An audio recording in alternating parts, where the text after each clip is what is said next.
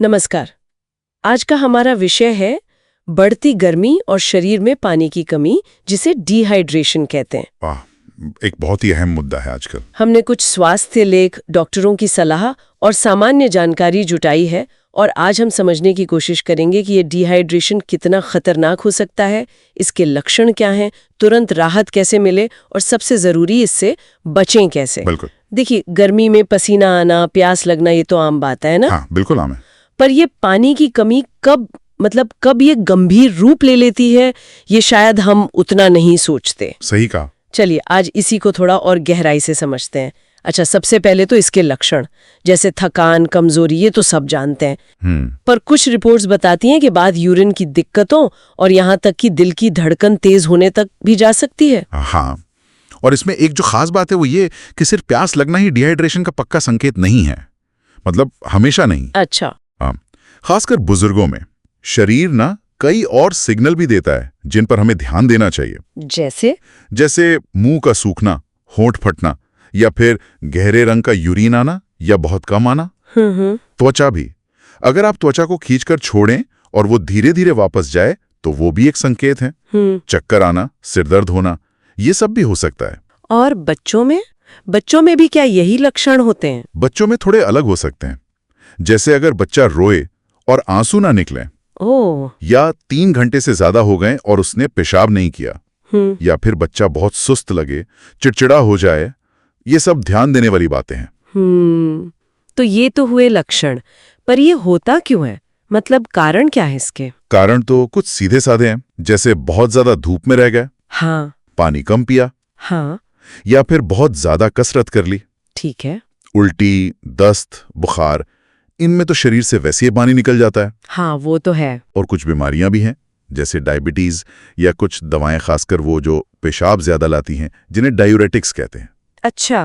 पर एक और दिलचस्प बात है, हमारी रोज की कुछ आदतें भी हैं जो अनजाने में डिहाइड्रेशन को बढ़ा सकती हैं। रोज की आदतें जैसे? हाँ, जैसे बहुत ज्यादा मसालेदार या तला भुना खाना, सोचिए बर्गर, समोसे, या फिर कोल्ड ड्रिंक्स जिनमें चीनी बहुत होती है। ओह हाँ।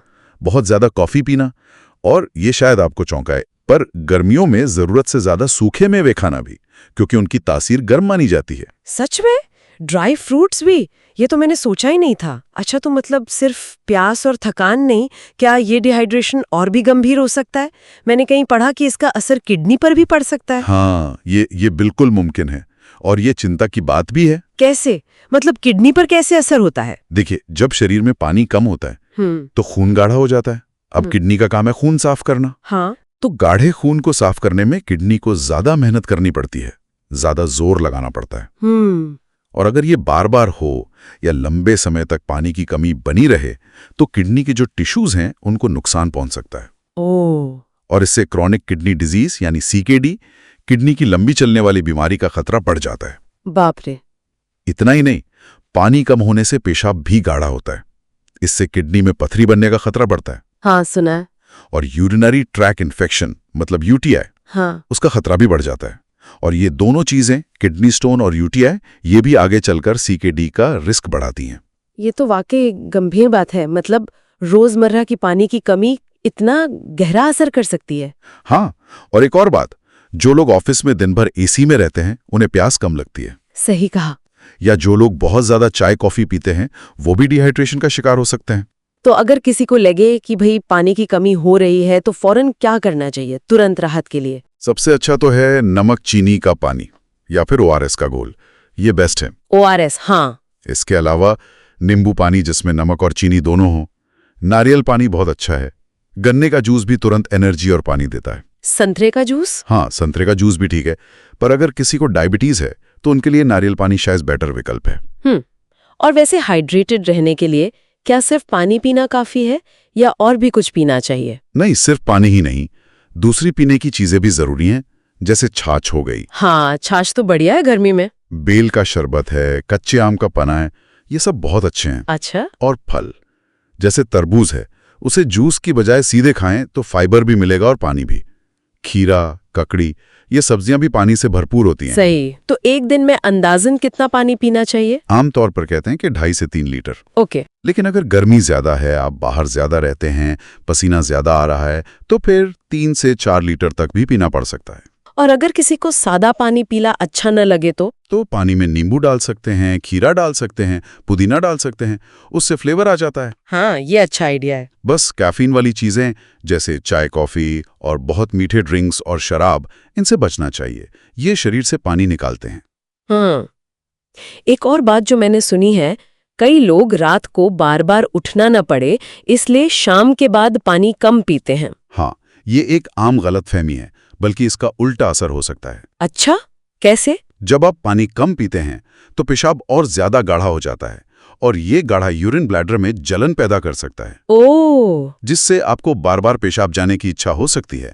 तो कम पानी पीने से शायद प्रॉब्लम बढ़ जाए, कम ना हो। अरे, ये तो बिल्कुल उल्टी बात हो गई। तो मतलब रात में भी जरूरत के हिसाब से पानी पीना चाहिए? हाँ बिल्कुल, शरीर की जरूरत समझनी चाहिए। कुछ आसान टिप्स हैं जो लोग रोज फॉलो कर सकते हैं? हाँ, कुछ छोटी छोटी चीजें हैं, जैसे सुबह उठते हैं दिन की शुरुआत पानी से करें, चाय या कॉफी से नहीं। पानी पीने का रिमाइंडर लगा सकते हैं फोन पर, आजकल तो एप्स भी आती हैं। हाँ, आती हैं। और जैसा पहले कहा, तला भुना मसालेदार खाना कम करें। ठीक है। तो कुल मिलाकर हमने ये समझा कि डिहाइड्रेशन सिर्फ प्यास लगने या थकान होने से कहीं ज्यादा गंभीर मामला है। इसका असर हमारी किडनी तक पर पड़ सकता है। बिल्कुल। लेकिन अच्छी बात यह है कि थोड़ी सी जानकारी और कुछ आदतों में बदलाव करके इससे आसानी से बचा जा सकता है ना? हाँ, बिल्कुल।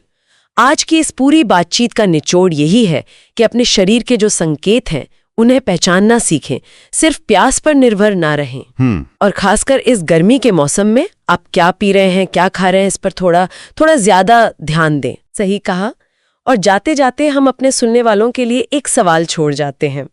जरा सोचिए, कहीं हमारी जो आज की जीवन शैली है, जैसे हर वक्त एसी में रहना या काम की भागदौड़ में पानी पीना भूल जाना, कहीं ये आदतें हमें अनजाने में डिहाइड्रेशन के जो लंबे समय वाले खतरे हैं, जैसे किडनी की समस्याएं, उनके और करीब तो नहीं ला रही? इस पर सोचिएगा जरूर।